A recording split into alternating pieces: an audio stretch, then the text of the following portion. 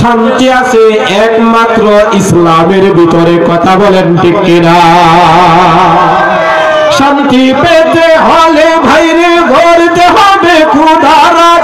আল কুরআনের সংবিধানে শান্তির কোনো অভাব নাই।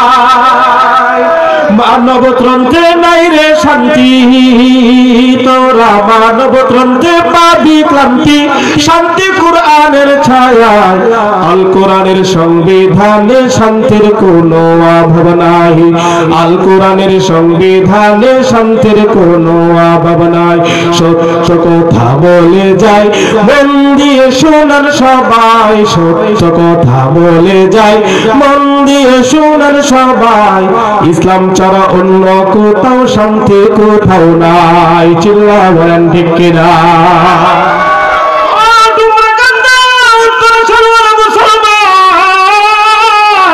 যেই কথাটা আমি আপনাদেরকে বুঝাইতে চাই, দুনিয়াতে শান্তি আর পরকালে যদি মুক্তি পেতে হয় তাহলে ধরতে হবে এই ইসলাম ধর্মের ভিতরে ঢুকতে হবে।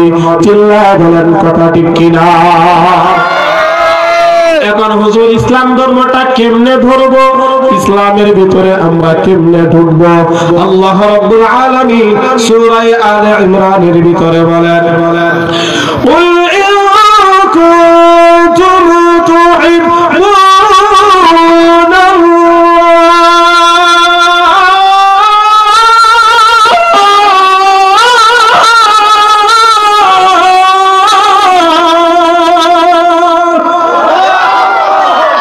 কার কালাম?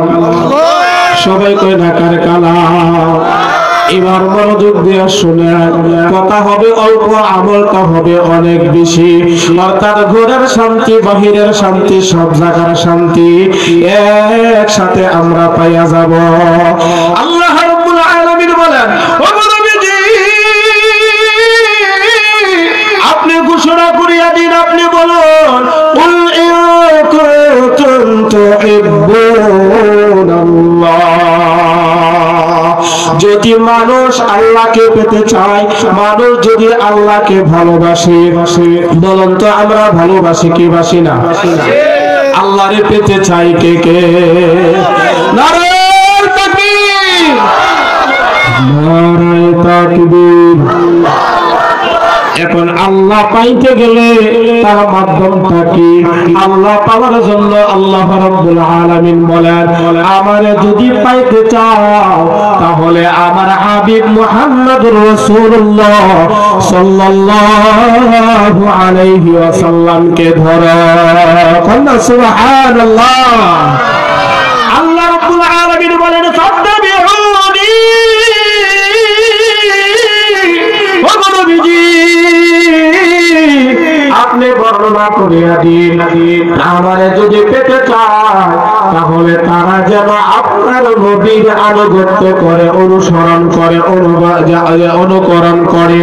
অর্থাৎ আপনি নবীকে যেন তারা আদর্শ হিসাবে গ্রহণ করিয়া লয়। বলেন সুবহানাল্লাহ।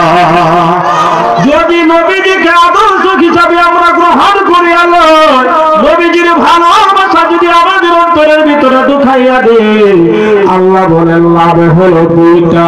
আওয়াজ দিয়ে বলেন কয়টা? আওয়াজ দিয়ে বলেন কয়টা? দুইটা। এই দুইটা লাভ আমাদের ভিতরে আছে। এখন আল্লাহ যদি পাওয়া যায় তাহলে তো সব কিছুই পাওয়া যায়। কথা বলেন ঠিক কিনা? আসমানের মালিক কে? সবাই কয় না আসমানের মালিক কে? জমিনের মালিক কে? সমস্ত কিছুর মালিক হইল আল্লাহ। আল্লাহ বলেন, আমারে যদি পেতে চাও তাহলে রাসূলের অনুসরণ আর অনুকরণ করা দরকার আছে না? না। তাহলে আল্লাহ এবং আল্লাহ রাসূলকে আমরা পেতে চাই। কুল আতিউল্লাহ ওয়ার রাসূল, আল্লাহ এবং আল্লাহ রাসূলের আনুগত্য করার জন্য। এখন এই আনুগত্যটা আমরা কেমনে করব? ও আমার ভাই, সূরা তাওবার ভিতরে আল্লাহ রাব্বুল আলামিন বলেন, কুল ইন কানা আবাউকুম ওয়া আবনাউকুম আবাউকুম ওয়া ইখওয়ানুকুম ওয়া আজওয়াজ।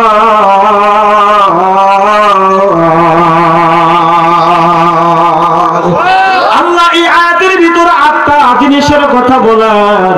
এই আটটা জিনিসের মায়া মোহাব্বতের চাইতে, ভালোবাসার চাইতে আল্লাহ এবং আল্লাহ রাসূলের ভালোবাসা অন্তরের ভিতরে বেশি যদি থাকা যায়, তাহলে এই মানুষগুলি আল্লাহকে পাইবে। বলেন সুবহানাল্লাহ। তাহলে নবীকে পেতে চাই, কে কে রাজি আছেন? কে কে রাজি? নারে তাকবীর। রাসূলের রওজা মুবারক জানাই লাখো সালাম, রাসূলের রওজা মুবারক জানাই লাখো সালাম। বাংলার প্রান্ত হতে রাসূল তোমায় দিল সপিলাম, বাংলার প্রান্ত হতে রাসূল তোমায় দিল সপিলাম। রাসূলের রওজা মুবারক জানাই লাখো সালাম। কথা কোন ঠিক কিনা? এই রাসূলের ভালোবাসা এবং আল্লাহর ভালোবাসা আপন বাবার চাইতে, আপন মায়ের চাইতে, আপন ভাইয়ের চাইতে, আপন বোনের চাইতে, ঘর বাড়ির থেকে, ব্যবসা বাণিজ্যের থেকে, অর্থাৎ মনের যত আনন্দজনক জিনিস আছে সমস্ত জিনিসের চাইতে আল্লাহ এবং আল্লাহ রাসূলের ভালোবাসা অন্তরের ভিতরে বেশি থাকতে হবে। বলবেন হুজুর এটা কিভাবে সম্ভব? হ্যাঁ, এটা সম্ভব। আমি যদি আপনাদেরকে বলি এটা মানুষের দ্বারা সম্ভব, যদি সম্ভব না হইতো তাহলে আল্লাহ এই আয়াত নাজিল করতো না। কথা বলেন ঠিক কিনা?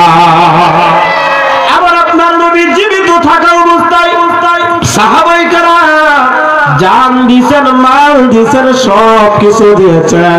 ও দোস্ত, আল্লাহ রাসূলের ভালোবাসা এমন ছিল, হযরত যায়েদ ইবনে হারিসা রাদিয়াল্লাহু তাআলা আনহু, ওনার নাম আপনারা শুনেছেন। এই যায়েদ ইবনে হারিসা, হারিসা নামটা কাটিয়া কিছুদিন ছিল যায়েদ ইবনে মুহাম্মদ। চিল্লায়া বলেন না আল্লাহু আকবার। অর্থাৎ যায়েদ ইবনে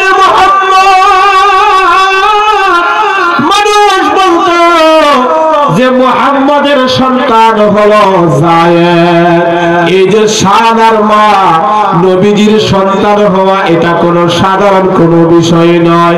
তাহলে যায়েদের ভালোবাসাটা কেমন ছিল?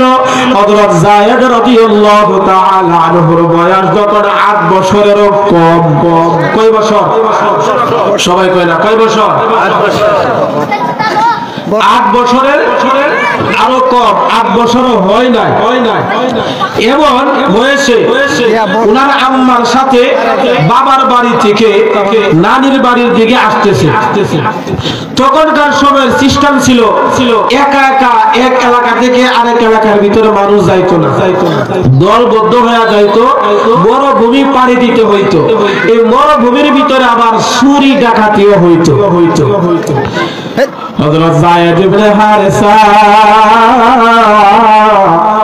মায়ের সাথে রওনা দিছে বাবার বাড়ি থেকে নানির বাড়ির দিকে যায়। নানির বাড়ির দিকে আসার কিছুক্ষণ আগে আলকাইন গোত্র আছে, এই আলকাইন গোত্রের লোকেরা তারা ডাকাতি করত। এই জন্য তারা কাফেলা বন্দী হইয়া এক এলাকা থেকে আরেক এলাকার ভিতরে যাইত। এই আলকাইন গোত্রের লোকেরা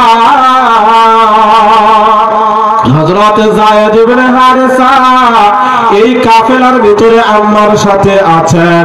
এই জলটাকে ডাকাতের দলেরা ঘেরাও করলো এবং মাল সামানা দিনার দিরহাম যা ছিল সব নিয়ে গেছে। মহিলাদের কাছ থেকে স্বর্ণ অলংকার যা কিছু ছিল সবগুলি ডাকাতের দল নিয়ে গেছে। কিন্তু ওই সময় যেহেতু মানুষের বেচা কিনা হইতো, এই কারণে ছোট্ট ছোট্ট নাবালক বাচ্চাদেরকেও তারা নিয়ে যাইত। তার কারণ হলো তাদেরকে বাজারের মধ্যে বিক্রি করা হইতো। এরকম ভাবে যায়েদ সহ আরো 4-5 জন সন্তানকে ওই কাফেলা থেকে ডাকাতের দলেরা তারা ডাকাতি করিয়া লইয়া যায়। আলাউদ্দিন আইএমসি মিডিয়া সাবস্ক্রাইব করুন, কোরআন ও আহাদিসের আলোচনা শুনুন।